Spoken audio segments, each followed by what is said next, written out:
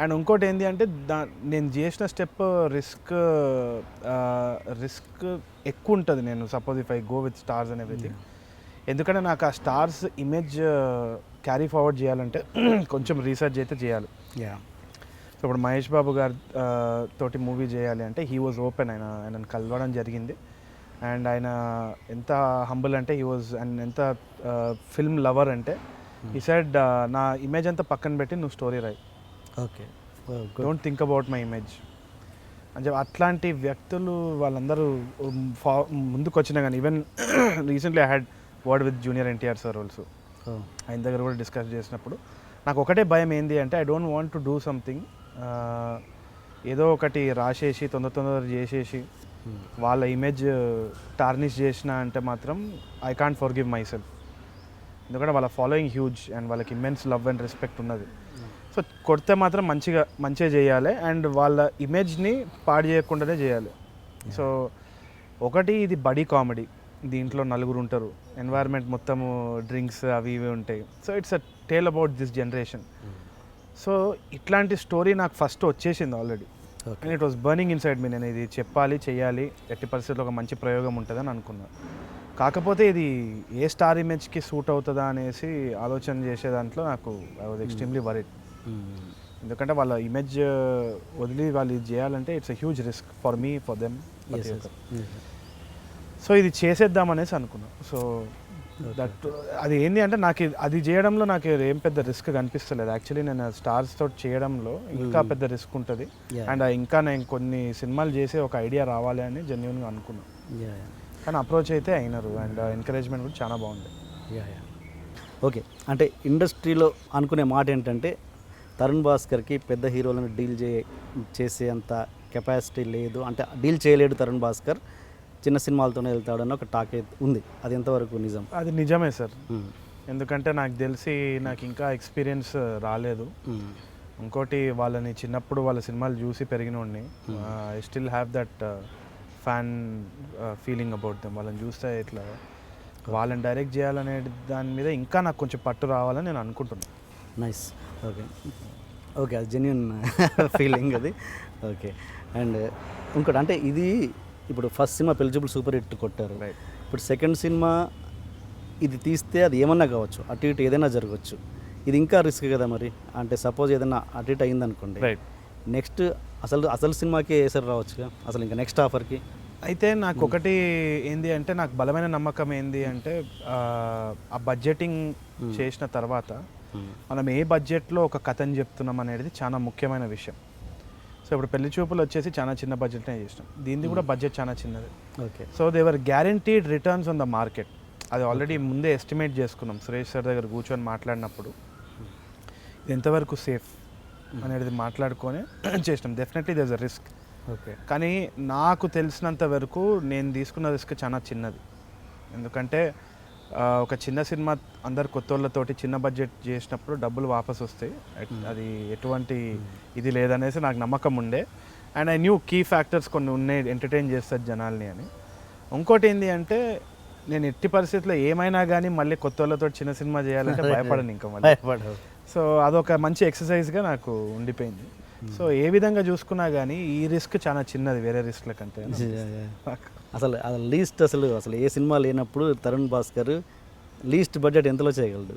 Least budget అసలు ఇక banner మర్చిపోండి పెద్ద అదే అనుకుంటుండే సార్. అయితే డిపెండ్స్ ఆన్ ద సబ్జెక్ట్. నేను ఇప్పుడు వరంగల్ పోయి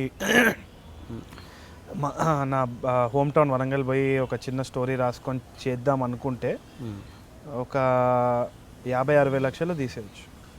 ఓకే, మొత్తం టాప్ టు ఇది అందరు కొత్త వాళ్ళని పెట్టి చేసిన అంటే తప్పకుండా ఒక 50-60 లక్షలు తీసేయచ్చు.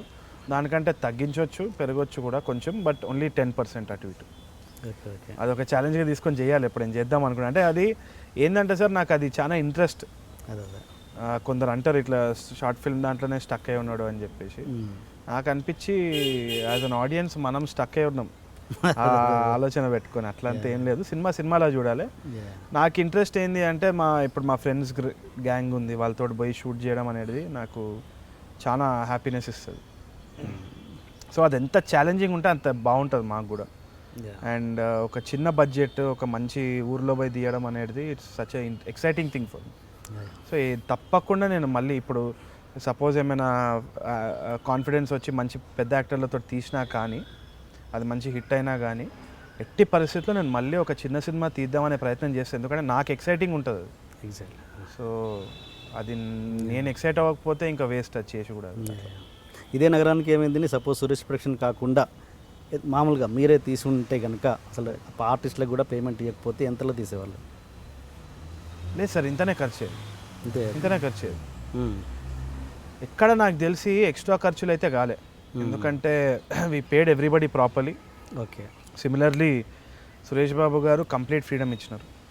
నువ్వు మొత్తం your part producer in this అని అనుకో అని చేసేయమని చెప్పినారు. సో డబ్బులు వచ్చినాయి, చేసినాం.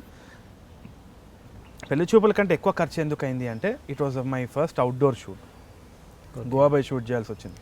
గోవా పోయినప్పుడు డెఫినెట్గా మనకు డబుల్ కాల్ షీట్స్ పడుతుంది, అందరికీ తెలిసిన విషయమే. అండ్ ఆల్సో అక్కడ స్టే అవన్నీ పడుతుంది. అది కాకుండా దీంట్లో కొన్ని టెక్నికల్ ఆస్పెక్ట్స్ వైజ్ మనం కొంచెం ఎక్సీడ్ అయినాం. ఎక్కడెక్కడ అంటే అనమార్ఫిక్ లెన్స్ అని ఒక లెన్స్ కిట్ ఉంది. Okay. So that is expensive. అది కాకుండా రెడ్ కాకుండా ఆరియాలెక్స్ అనే కెమెరాతో షూట్ చేసినాం. అది కాకుండా సౌండ్ డిపార్ట్మెంట్లో ఈసారి మంచి డబుల్ ద బడ్జెట్ ఉండే, double triple the budget, actually ఎక్కువనే ఉండే బడ్జెట్. ఓకే. ఎందుకంటే sync sound equipment was top notch. ఈసారి పెళ్లి చూపులప్పుడు చాలా తక్కువ బడ్జెట్ ఎక్విప్మెంట్ తోటి చేసినాం. ఈసారి ముంబైలో బెస్ట్ ఎక్విప్మెంట్ తోటి చేసినాం.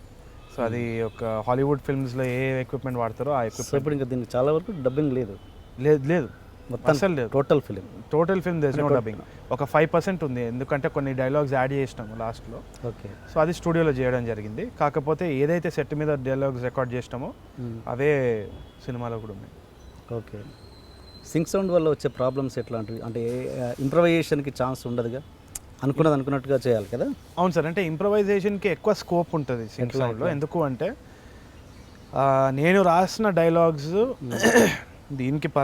దీనికే ఇట్లా స్టిక్ అయి ఉండాలి అని చెప్పేసి మనం యాక్టర్స్కి చెప్పని అవసరం లేదు. సో ఆ ఫ్లోలో ఏదో వస్తే అది చెప్తారు, ఫ్లోలో చెప్తారు. కాకపోతే దాన్ని మళ్ళీ కంటైన్ చేస్తాం మానిటర్లో. ఇంకోటి ఏంటి అంటే నేను మానిటర్ వెనకాల కూర్చున్నప్పుడు నాకు వీడియో ఇంకా సౌండ్ ఫీడ్ కూడా వస్తుంది. So I see and hear the film before the film is done.